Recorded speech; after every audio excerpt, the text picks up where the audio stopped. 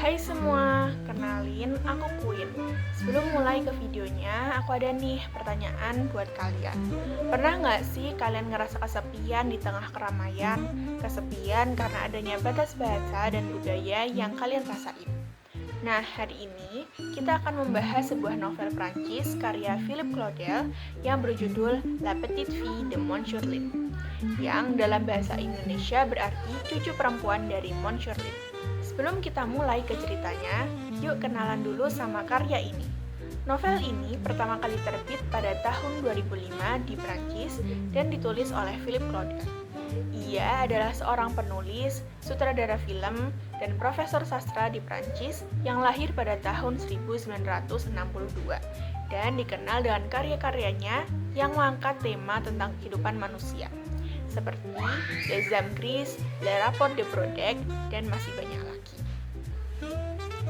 Kisah ini berlatar sekitar tahun 1970-an sampai 1990-an, di mana pada saat itu ada ratusan ribu orang dari Vietnam pergi mengungsi dengan kapal ke berbagai negara setelah berakhirnya Perang Vietnam pada tahun 1975. Ada sekitar 150 ribu orang yang mengungsi di Prancis, dan Montchorlin termasuk salah satunya. Montchorlin adalah seorang pengungsi lanjut usia yang kehilangan putra dan menantunya. Satu-satunya alasan dia bertahan hidup adalah cucu perempuannya yang baru berusia 6 minggu, bernama Sang Dieu. Ia digambarkan sebagai bayi yang tidak pernah rewel dan tidak pernah menangis. Mereka tiba di sebuah kota asing di Prancis dan tinggal di pusat pengungsian. Pada awalnya, Montchorlin merasa mati rasa. Ia tidak bisa mencium bau dan tidak bisa merasakan makanannya. Baginya semua terasa asing. Bahasa, makanan, dan hiruk-pikuk kota membuatnya takut. Bahkan, ia sampai tidak berani untuk keluar dari asrama dan takut bertemu orang-orang dengan wajah yang asing dan berbicara bahasa yang tidak dipahaminya. Namun, karena suatu keharusan untuk menjaga cucunya, Sang Dieu yang membutuhkan udara segar, ia memberanikan diri untuk keluar asrama dan berjalan-jalan. Suatu hari, di bangku taman, ia sedang duduk sambil menggendong Sang Dieu. Dan bertemulah dengan Monsieur Berg, seorang pria tua asal Prancis yang juga kesepian karena baru saja ditinggal istrinya yang meninggal. Di bangku tersebut, mereka berdua mengobrol. Montchorlin hanya bisa berbicara bahasa asalnya, dan Monsieur Berg berbicara bahasa Prancis. Walaupun tidak paham satu sama lain, tapi rasa sedih dan rasa kesepianlah yang menghubungkan mereka. Lama-kelamaan, kegiatan mengobrol ini jadi rutinitas di hari-hari berikutnya. Mereka duduk di bangku taman. Montchorlin bercerita tentang cucunya dan kehidupannya yang lalu, sementara Monsieur Berg bercerita tentang istrinya. Akan tetapi, tidak lama setelah mereka sama-sama menemukan kebahagiaannya kembali, Montchorlin harus dipindahkan ke suatu tempat. Ia kehilangan kontak dengan Monsieur Berg dan di sana, Montchorlin sangat kesepian karena orang-orangnya tidak pernah berinteraksi.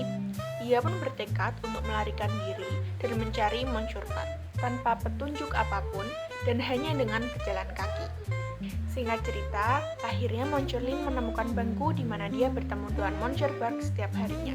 Dan kebetulan Monsieur Berg sedang duduk di bangku tersebut. Karena saking senangnya, Montchorlin langsung berjalan menuju Monsieur Berg yang ada di seberang jalan tanpa melihat kanan kiri. Dan benar saja, Montchorlin tertabrak. Namun untungnya ia masih terselamatkan.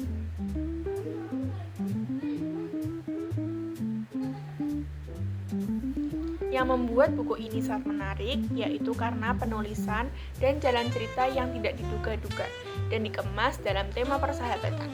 Menurutku, akhir cerita dari buku ini merupakan bagian favorit di mana setelah Montchorlin kecelakaan dan dibawa ke rumah sakit, ada momen ketika orang-orang di sekitarnya nampak tidak memperhatikan keadaan Sang Dieu. Dokter, perawat, dan beberapa orang lainnya tampak mengabaikan bayi itu. Dan ternyata, Sang Dieu yang selama ini bersama Montchorlin dan dirawat dengan sepenuh hati sebenarnya adalah boneka milik cucunya yang telah meninggal dalam perang. Kisah dalam buku ini berpusat pada hubungan antara Montchorlin dan Monsieur Berg dan juga perjalanan trauma Montchorlin yang awalnya mati rasa, depresi, takut, sampai akhirnya bahagia lagi setelah bertemu dengan Monsieur Berg. Kutipan buku yang paling menyentuh menurutku adalah Il ne comprend pas ses mots, mais il comprend ses gestes. Kutipan ini muncul saat Monsieur Lin dan Monsieur Bragg bertemu untuk pertama kalinya dan mengobrol dengan dua bahasa yang berbeda.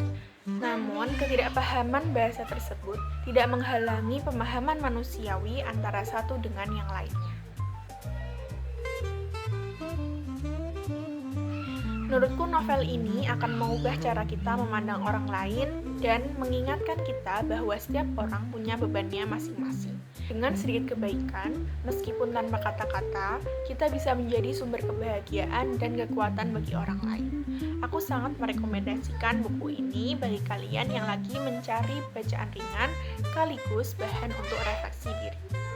Terima kasih sudah menonton dan selamat membaca.